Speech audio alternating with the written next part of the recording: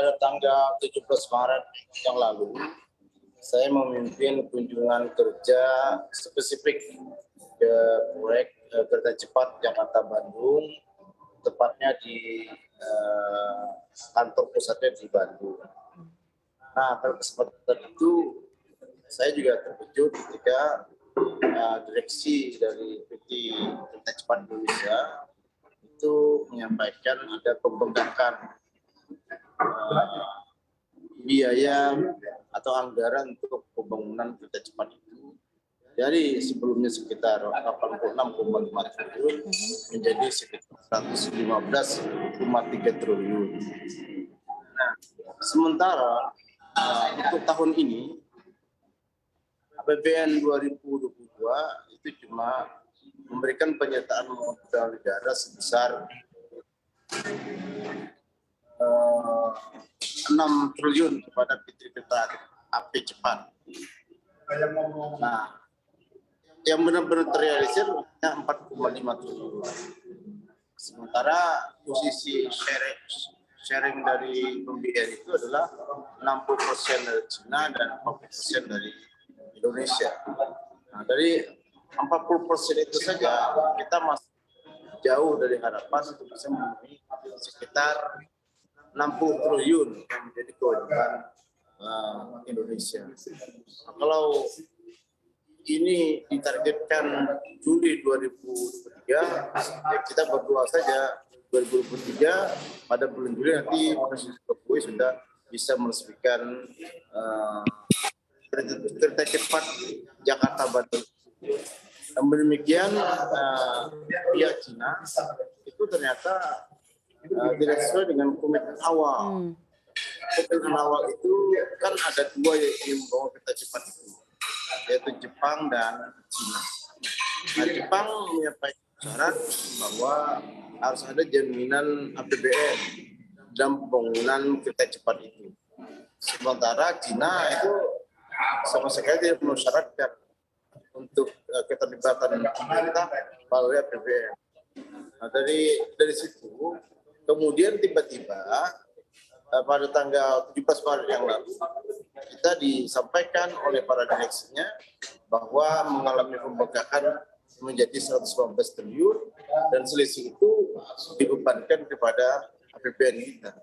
Sementara untuk APBN kita tahun 2022 ini untuk kereta cepat itu hanya 4,5 triliun. Dari 6 triliun kepada PT Kereta Api Indonesia.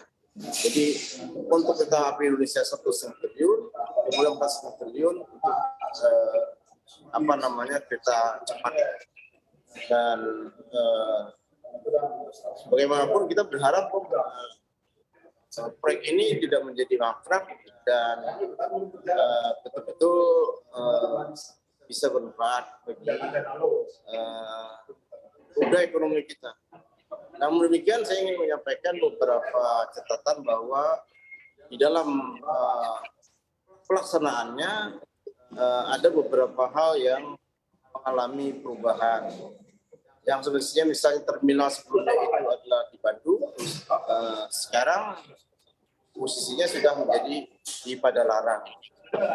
Kalau di Padalarang menjadi pertanyaan kita, lebih enakan naik mobil atau lebih naik kereta cepat, dan jarak tempuh sekitar 30 menit itu terlalu dekat. Kalau kita belajar dari kereta cepat baik yang ada di Cina maupun di Jepang. Baik, oke.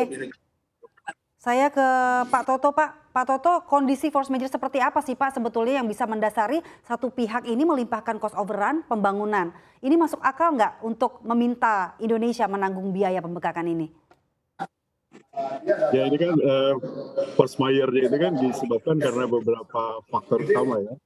Jadi cost overrun itu misalnya terjadi karena di dalam 2020-2021 sejak COVID itu kan itu menyulitkan pekerjaan dilaksanakan ya, sehingga terjadi kelambatan-kelambatan.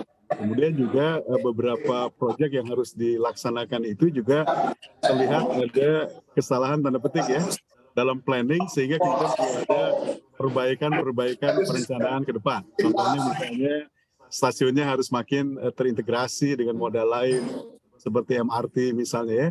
Ada harus pembangunan jaringan telekomunikasi ya. Kemudian juga tadi disampaikan ada soal-soal juga di pembebasan tanah dan lain-lain. Ini tentu menjadi hal yang menyebabkan terjadinya cost overrun. Ya. Nah untuk itu maka tentunya kan kita harus berlihat kepada pemegang sahamnya siapa ya. Kalau lihat pada structures-nya KCIC kan ada di situ konsorsium PSBI Merah Putih 60% dan kemudian partner dari China Beijing Transportnya ada juga 40% ya. Jadi normalnya mestinya kalau ada cost overrun ya ditanggung bersamalah begitu ya. Tapi kan kita kemudian tidak bisa lepaskan dari kreditur ya. Krediturnya itu kan dalam konteks ini China Development Bank misalnya juga mereka mungkin ingin mendapatkan secured ya. Jadi artinya dia mau supaya ekuitas ya dari pemegang sahamnya ditingkatkan. Sehingga dengan adanya estimasi terjadinya cost overrun ini dia mau supaya proyeknya juga aman. Pihak pemegang saham secara ekuitas itu nilainya ditingkatkan baik terutama dari sisi pemegang saham di Indonesia ya. Nah jadi memang ini menjadi masalah karena memang dari sejak awal proyek soal structures equity ini menjadi persoalan mendasar ya dari sisi konsorsium Indonesianya. Tapi saya mendengar bahwa misalnya di dalam PMN 2022 yang sudah disepakati untuk 2023 itu kan nanti ada tambahan untuk Kereta Api Indonesia sebagai lead konsorsium ya untuk 4,1 T yang mestinya itu segera bisa diturunkan supaya kemudian aspek terkait dengan equity ini bisa segera juga menjadi kekuatan begitu karena kunjungan terakhir misalnya Presiden ke China bertemu juga dengan Presiden China mestinya juga membicarakan soal ini dan saya kira sudah ada kesepakatan ya mengenai bagaimana menanggulangi cost overrun. Jadi intinya adalah jangan sampai semuanya menjadi beban untuk Indonesia.